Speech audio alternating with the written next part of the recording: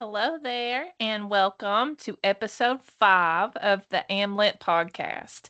I'm happy to continue our journey through the Navajo Creation Story, and we've definitely made some ground. On our previous episode, we explored the story of Spider Man, Spider Woman, and the origins of weaving. It's one of my favorites. That section showed us how the Navajo developed culture through teaching, cooperation, creativity, and innovation of natural materials. In this latest installment, however, expect a much more troubling turn of events as we examine the separation of men and women in the third world. So, before we dive in, I want to offer a brief content note. This section of the Navajo Creation Story contains direct references to sexuality, sexual behavior that's deviant, reproductive imagery, and a serious conflict between men and women. And these details are a part of the creation narrative, and I will do my best to discuss them respectfully and in their literary and cultural contexts. It's also important to not reduce this episode to a simple, sweeping, divisive statement about men versus women. In the end, imbalance, the lack of balance, will be the core issue here in this section.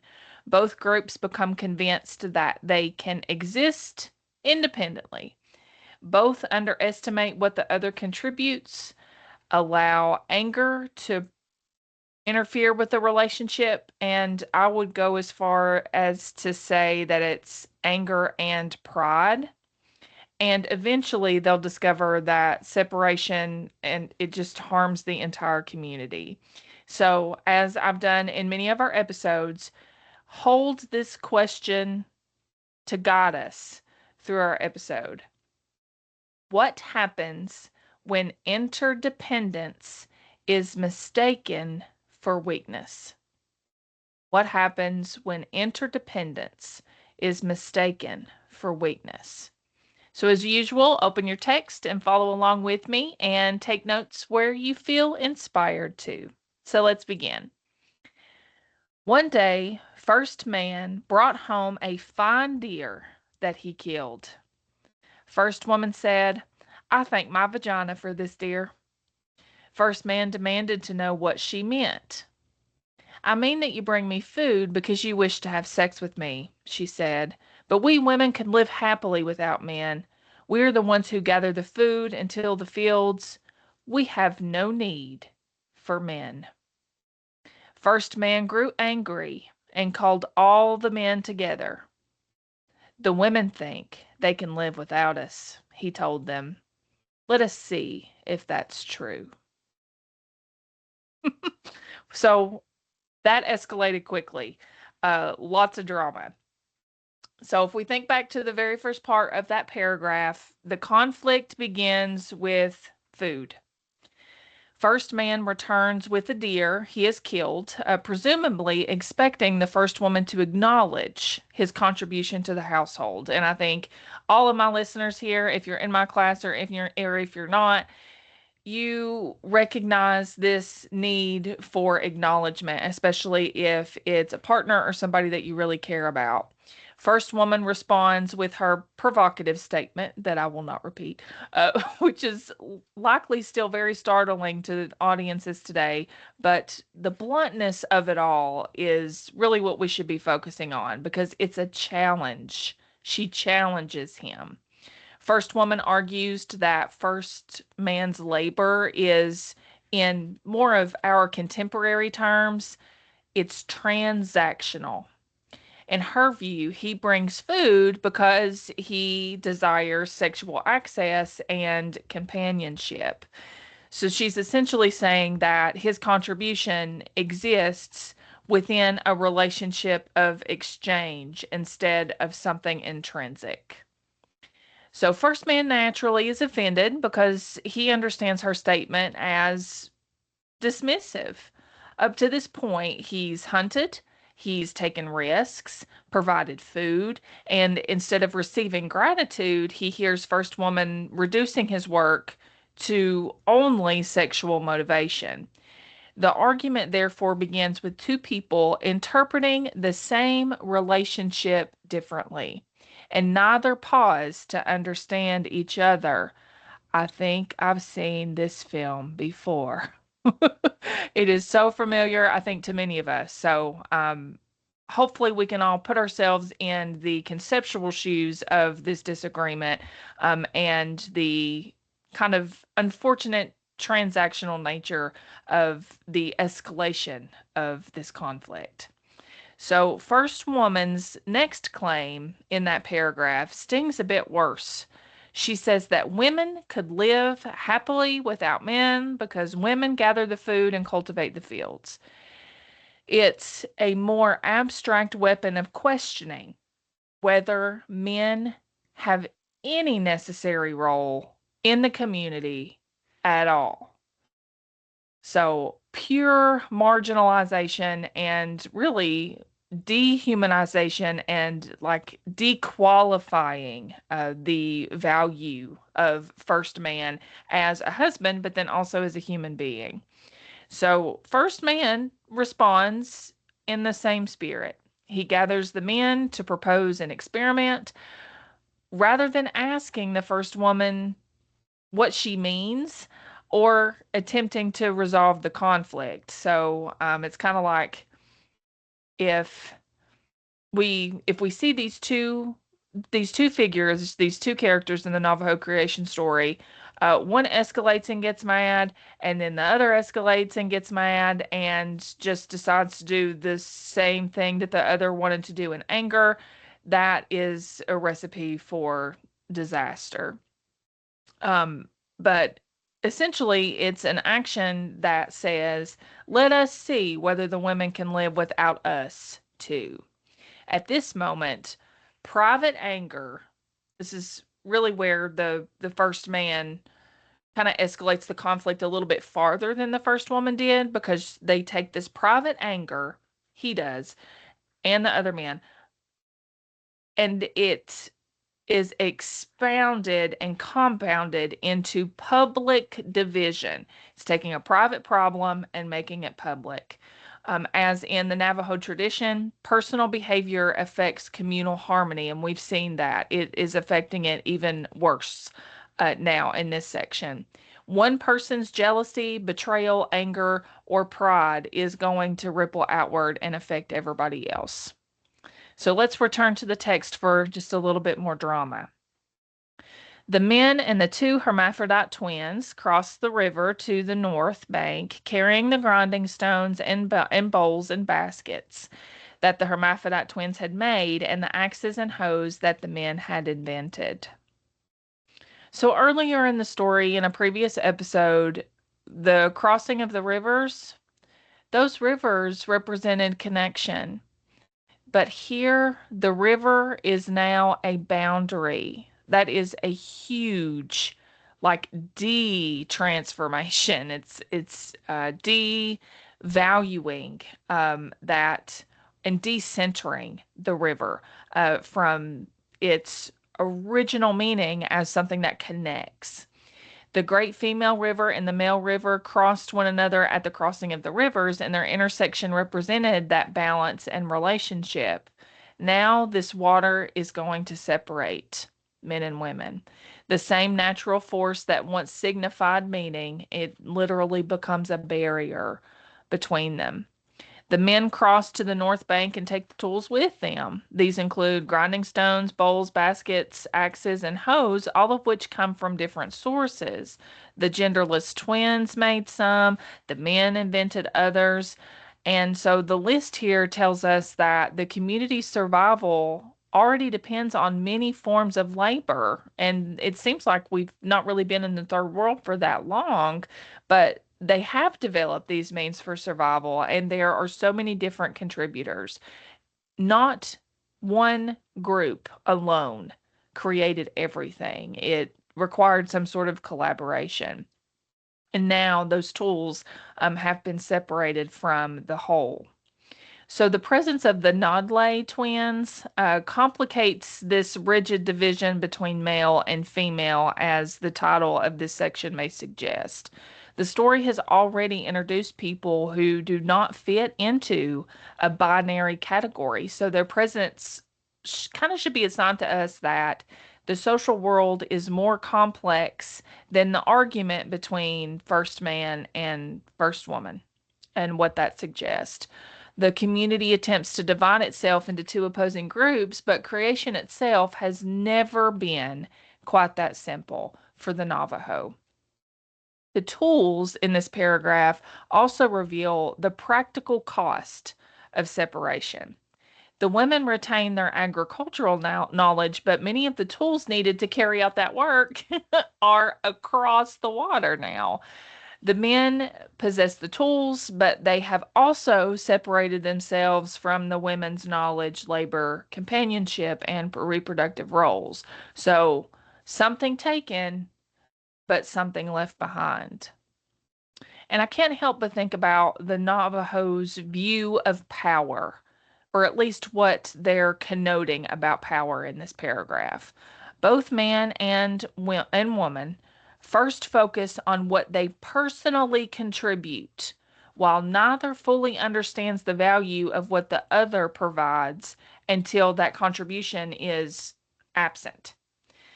Still so poignant in relationships today, I think. And this story points out how easy it is for us to value the visible labor, but lack the energy to care and notice the invisible labor that goes into communities and relationships. For instance, hunting and all of the tools that the men carry across the water, they're both examples of visible labors.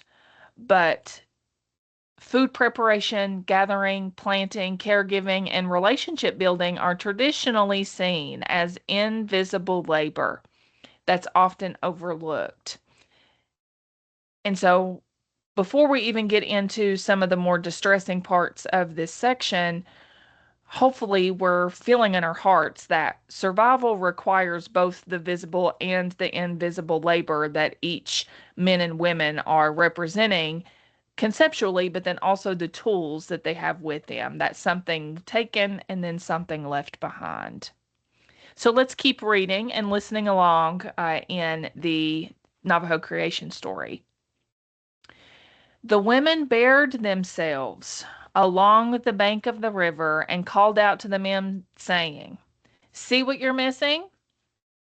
They were occasionally men and women who so longed after the other that some jumped into the river that separated them in a vain attempt to reunite with their loved ones. Unfortunately, the currents of the river were too strong and the swimmers were washed down the river, never to be seen again. Very sad. So let's unpack all of this. The women's gesture along the riverbank is as explicit as your mind probably conjured up. And it continues the sexual challenge that began the conflict in general. They essentially flaunt what the men are missing out on. And the separation has now become beyond that separation, it's a competition now. Each side attempts to prove that the other is the one experiencing the depredation, or that they're the ones that are on top and that they're winning this contest that they've created of sorts. Yet the passage quickly reveals that the emotional reality is very distressing for some of the folks in the separation.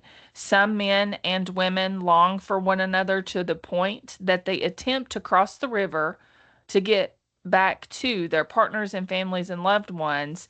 That these, just because there was a collective decision made, does not erase the fact that there are multiple folks on both sides of this aisle, if I can call it that have emotional bonds that cannot be broken, just because of this theater, resentment, anger, that started in a private conflict that is now affecting everybody else. And to the point that even though we do lose lives in this scenario, the loss of life is going to affect the surviving folks in this community of the Navajo. Yet the passage quickly reveals that emotional reality is just much more complicated, as I've said, and those attempts end very tragically. The current is too strong, and those who enter the river are carried away. The river now, it seems, represents a more destructive force of unresolved conflict.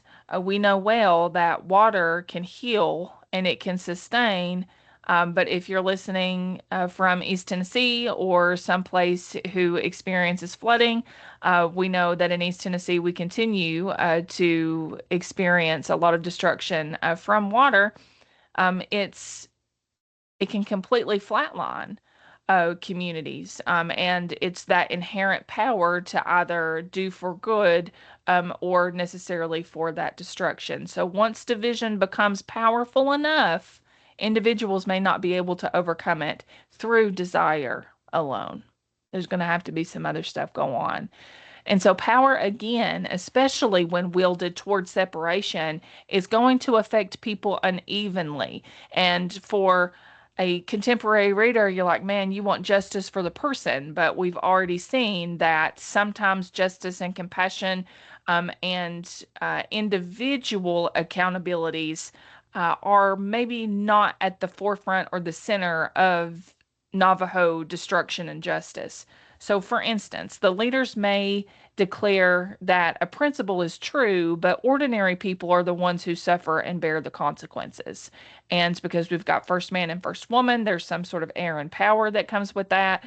They declared this thing to be true, but now everybody else is suffering. And I think that that is applicable to a number of situations in our lives, even still today. A disagreement that began with the first woman and first man is allowing now others to suffer and die.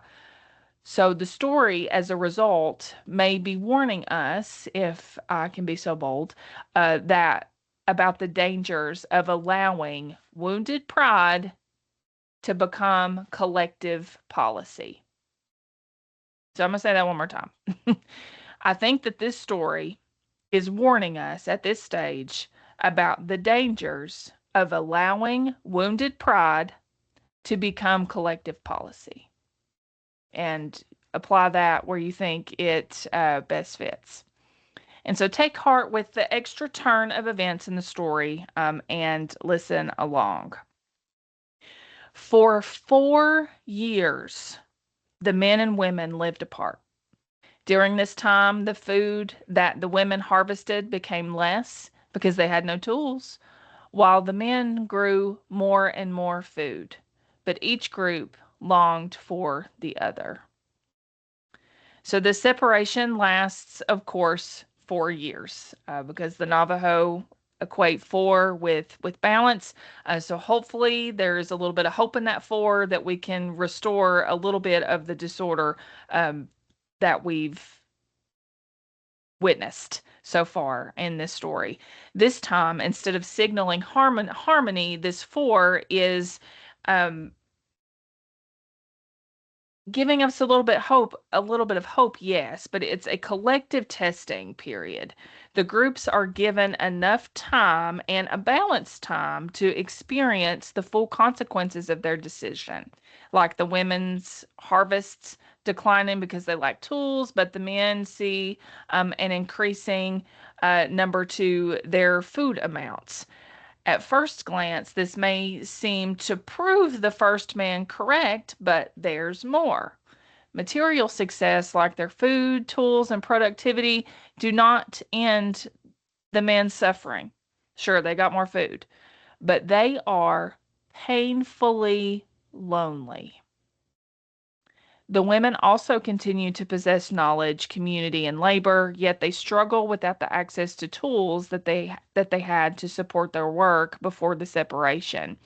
At this stage, neither group collapses or flourishes, which may allow us to infer that survival and wholeness are not the same. Survival and wholeness are not the same. The conflict at hand began because each side wanted to prove their own independence, but the 4-year separation reveals this need for a mutual interdependence, not codependence, but interdependence, where the power and special contributions are balanced and, most importantly, appreciated. So, this next excerpt from the text is deliberately uncomfortable, but bear with me. So here we go. The women sought to satisfy themselves with bones and feathers and long stones. The men tried to relieve their longing with the fresh meat of animals. Okay, so both groups, rather unsuccessfully, are trying to replace human intimacy in other ways. It's distorted. It's frustrating. It's likely upsetting to some of the listeners here too. Sexual desire in this situation represents a larger longing for relationship, that balance, of course, human connection and fertility. And when intimacy is separated from its proper relationship, this story is hinting that the results become destructive. The narrative seems to suggest that sexuality is a powerful force that belongs within an ordered human community, not deviant. When the community is divided, that force becomes misdirected. So, folks, it's important to read this section with the logic of the story and the logic that we've already established within the story and not through modern medical or scientific lenses, because this is teaching us a moral lesson. Improper relationships produce monsters because social imbalance produces monstrous and upsetting consequences to the Navajo. So let's keep reading a little bit further into this section. One man tried to satisfy himself using the liver of a deer. Owl called out to stop him. This is wrong, Owl said. No good can come from this separation. You must bring the men and women together again. As it turns out, Owl was right. From the women who had sought to satisfy themselves with foreign objects, monsters were born out of this. So thank goodness for the owl as the voice of moral clarity. When the man attempts to satisfy his longing in this kind of horrifying way, Owl tells him to stop because it's wrong. For the Navajo, it would be important for an animal to deliver this correction. We get it from the owl. We get it from an animal, someone, or an entity that is associated with the natural world. The people here in the third world may have become human, but they have not yet outgrown their need to learn from other beings. The unhealthy behavior is a symptom of a broken social order, and to correct this behavior, the people must restore relationships. The owl, often associated with knowledge, perception, and insight, recognizes that isolation and like a resentful division have created an environment in which destructive actions just perpetuate themselves. It's exponential almost. It is at this point that we can resolve this entire experiment, if we want to call it an experiment, is an absolute failure. No one has no one has come out on top, and everyone is worse. So the final sentence of that paragraph deserves some attention all on its own. And it says, the monsters would go on to terrorize the people wherever they roamed. And so, with this sentence, the consequences are explicit.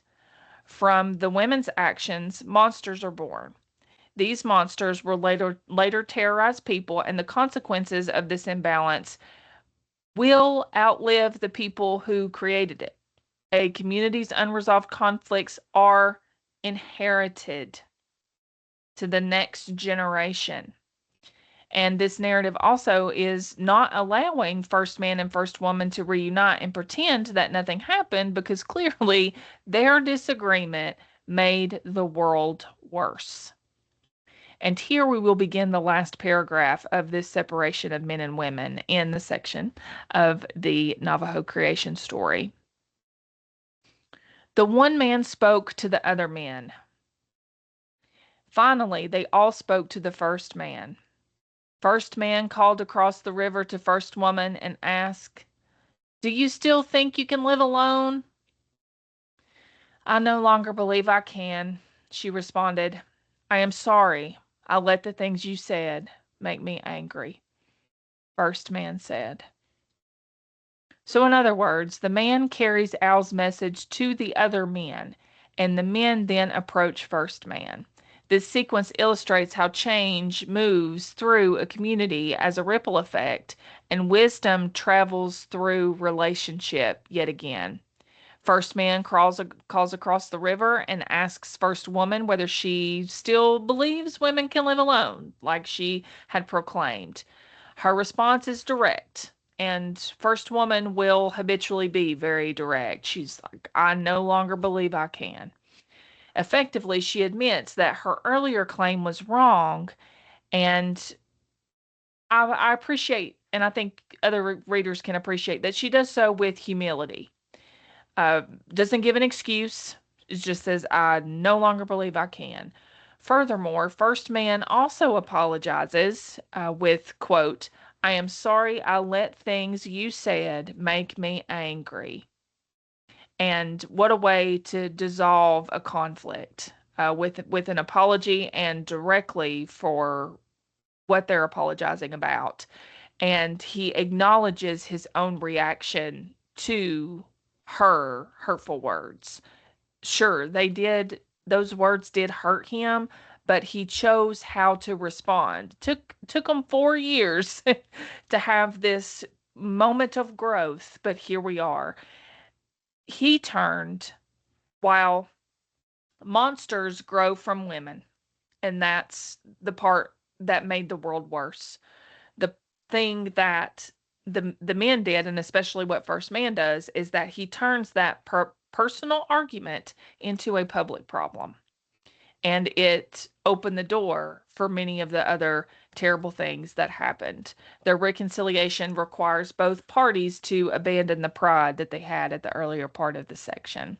And the last several sentences of our section for today reads as follows. "And then the men sent a raft to the women's side of the river to bring the women across. The men and women bathed and dried their bodies with cornmeal and remained apart until nightfall. Then they would resume their lives together." And so the men sent a raft across the river. Earlier, people attempted to swim and were swept away, but now the community creates a safe means of return, which is a beautiful symbol toward the Navajo's cultural ideal of harmony. The raft then signifies an intentional reparation. Remember with the weaving before in a previous episode about the intentionality of each moving toward ourselves, and the intentional spacing and the intentional stability. That intention, I think, folds in with this raft as well, where they can build a capable tool of carrying the women safely across. I'm an English professor, so I do believe that words matter, but in this case, and then a lot of other cases, words are not going to repair. Action repairs. So after the women cross, the men and women bathe and dry themselves with cornmeal, which is very practical, resembling earlier ceremonies in the story as well, where corn is a life source. The groups remain apart until nightfall and then resume their lives together. They very well could have been impulsive and rushed back to each other immediately, but there was a deliberate pause, intentional pause to wait. Only then do they return to intimacy. So, overall, this story in the third world gives us some reason to believe that there is a difference in productivity or independence and harmony. Both sides are not fulfilled with how they try to live without their mates. So sexuality in turn is directly tied to the social balance of this community. Desire is not depicted negatively. We may get some startling images, but sexuality itself is not the negative thing. But it does need the emotional and communal bonds. And if it doesn't, it's distorted. My favorite part of this section, however, is that the Navajo take up space to emphasize apology, which restores their community through humility, accountability, ceremony, and action. So, this episode, I hope, has clarified for all of us that while people here in the third world are a little bit more developed than they were before, their moral growth, it remains unfinished. They've got quite a bit of work to do.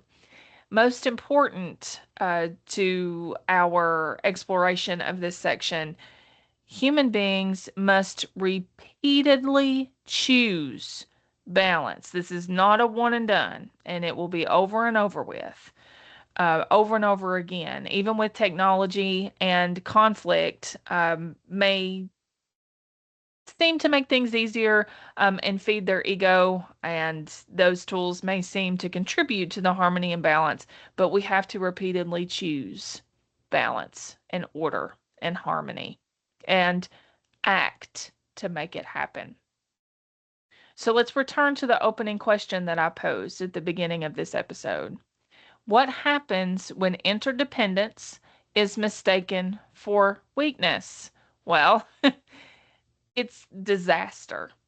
That's what happens. The division, the competition, and suffering are not sustainable whatsoever, nor are they part of truly living well or being human. To live well is to not be divided. To live well is to not be in constant competition. To live well is to not constantly suffer. More so, it affects generations to come, even if we think our actions are only affecting ourselves or being weaponized to inflict pain on one other person. Human beings, I take a deep breath because it's so true, and I think I have to remind myself of this often. We need each other. And the surrender here between first man and first woman, and then by proxy, the whole community, the surrender is worth it. And so, thank you for listening to this latest installment of the AMLIT podcast. In our next episode, I advise that you bring a raincoat because there's water everywhere. So, I will see you then and take care.